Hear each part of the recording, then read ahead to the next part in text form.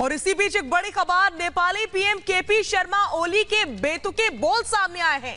Italy चीन से ज्यादा खतरनाक है भारत का कोरोना, ये उनके शब्द हैं।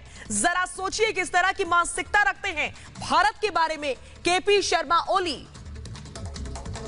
तो बड़ी जानकारी, बेतुके बोल नेपाली प्रधानमंत्री के फिर से सामने आते हुए, और जिस तरीके से इटली चीन से खतरनाक भारत जो है, भारत जिस तरीके से लगातार संक्रमण वहां से आ रहा है उसको लेकर बेतुका बयान।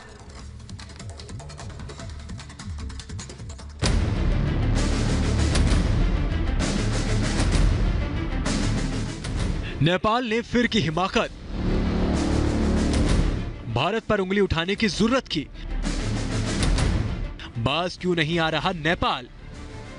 भारत के साथ सीमा विवाद को लेकर उलझे नेपाल ने अब कोरोना वायरस को लेकर भी भारत पर ही निशाना साधना शुरू कर दिया है। नेपाल के प्रधानमंत्री केपी शर्मा ओली ने एक बार फिर कहा कि नेपाल के लिए भारत से आने वाले कोरोना वायरस के मामले ज्यादा खतरनाक हैं। इससे पहले भी ओली ने ऐसा ही कहा कि नेपाल को इतना खतरा इटली और चीन से आने वाले कोरोना मामले से नहीं है जितना भारत से आने वाले लोगों से है। नेपाल में सोमवार को कोरोना वायरस के 72 नए मामले सामने आए।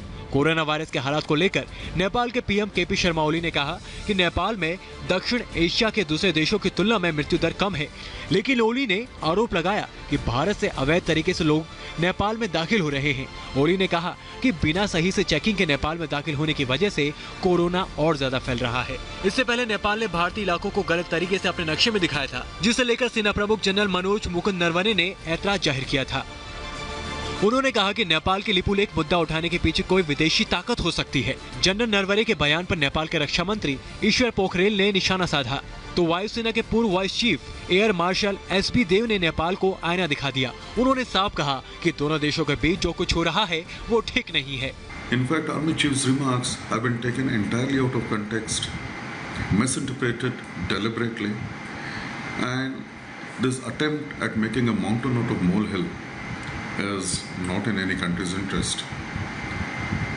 The relationship between these two countries that can't really be sullied by politics.